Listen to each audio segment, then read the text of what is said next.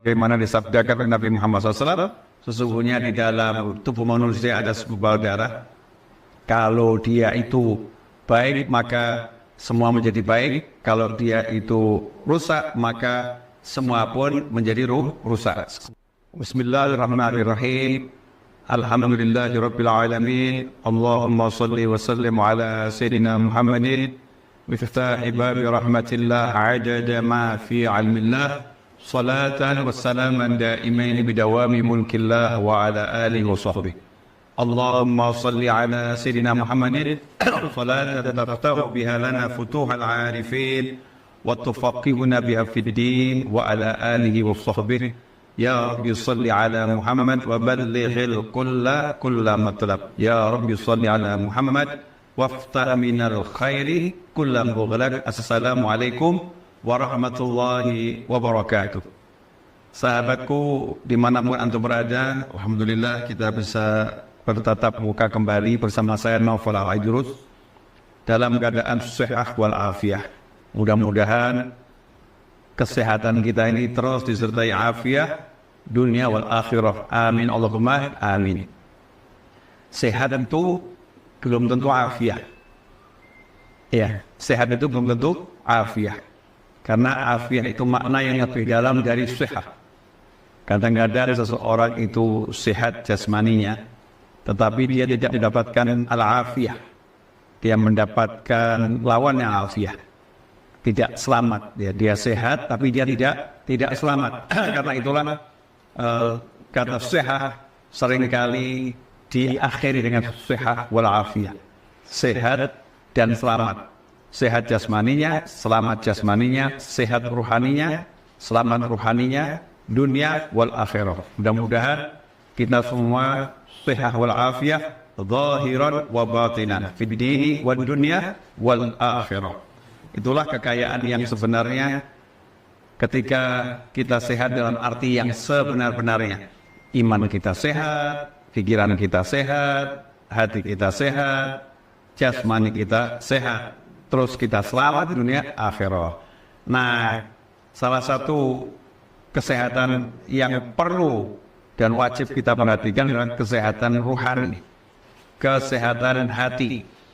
Karena hati ini kalau sudah sakit, bagaimana disabdakan oleh Nabi Muhammad SAW, sesungguhnya di dalam tubuh manusia ada segumpal darah. Kalau dia itu baik, maka semua menjadi baik. Kalau dia itu rusak, maka semua pun menjadi rusak. Segumpal darah itu adalah jantung fisiknya, segumpal darah itu hati secara ruhaninya. Kalau hati ini rusak, hati ini tidak sehat, maka sekujur tubuh akan menjadi tidak sehat.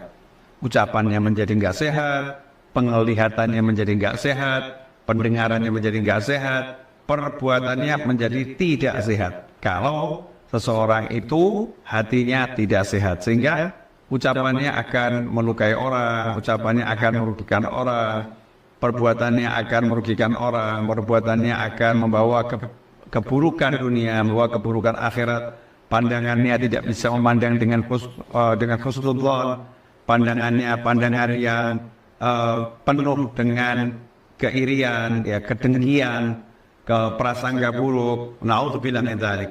Kemudian telinganya tidak bisa mendengar yang baik, telinganya suka mendengar yang buruk. Ketika mendengar yang baik, ia pun akan tidak nyaman. Nah, inilah kondisi-kondisi yang sering terjadi pada seseorang yang hatinya rusak. Naudzubillah min dzalik. Semoga kita diberi kesehatan hati, afiahnya hati, semakin hari semakin sehat, semakin afiah. Salah satu cara untuk mengobati hati adalah yang disampaikan dinasihatkan oleh Hadratus Syekh Kiai Haji Hasyim Asy'ari atau kita biasa panggil Mbah Hasyim. Ya, dalam kitab Irsyadus Sari ini, maka ada satu nasihat dari Mbah Hasyim di halaman yang ke-35. Di akhir kitab, di akhir kitab Irsyadus Sari disebutkan wa usulu ma tudawami ilalun nafsi khamsatun. Ada 5 hal yang menjadi obat untuk mengobati ilalun nafs, penyakit jiwa, ya, penyakit hati. Ada 5 hal. Saya nggak akan bahas kelima-limanya satu-satu ya. Satu, satu. Nah, ini yang menarik. Biasanya ketika menyebut obat penyakit hati, urutan nomor satu itu biasanya yang disebutkan adalah tentang masalah sholat malam, baca Al-Quran, banyak berzikir, kumpul orang soleh, biasanya seperti itu.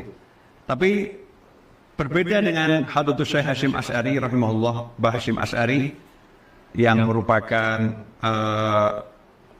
ulama yang berguru kepada sangat banyak guru.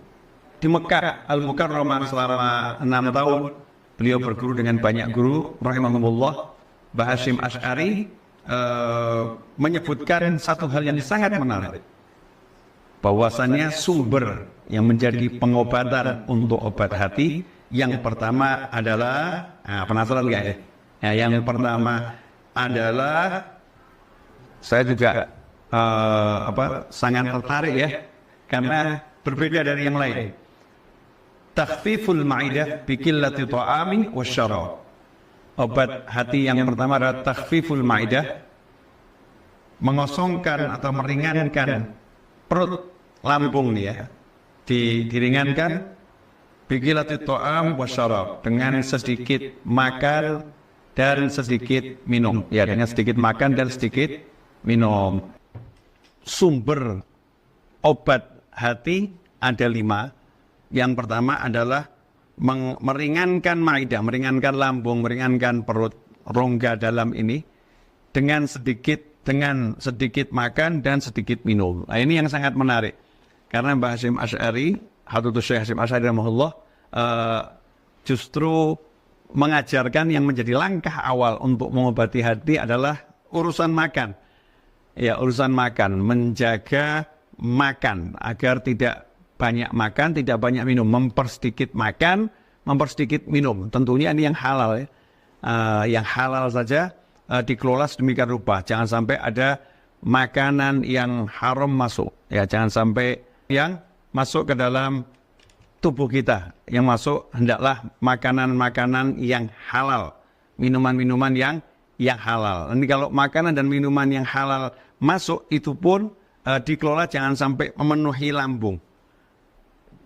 Sehingga kalau lambung ini penuh, rongganya ini penuh, itu membuat hati semakin keras. Jadi kalau pengen hatinya sehat, hatinya lembut, pengen hatinya bagus, ya Hasyim Asy'ari rahimahullah mengajarkan, yaitu takhfiful ma'idah bi qillati ta'ami wasyarab, meringankan lambung dengan sedikit makan dan sedikit minum. Nah, gimana pemirsa? Kira-kira nasihat ini bisa tidak kita praktekkan? Kita selama ini apakah sudah sedikit makan dan sedikit minum, atau sebaliknya sedikit-sedikit makan, sedikit-sedikit minum? Nah, ini yang mana ini ya?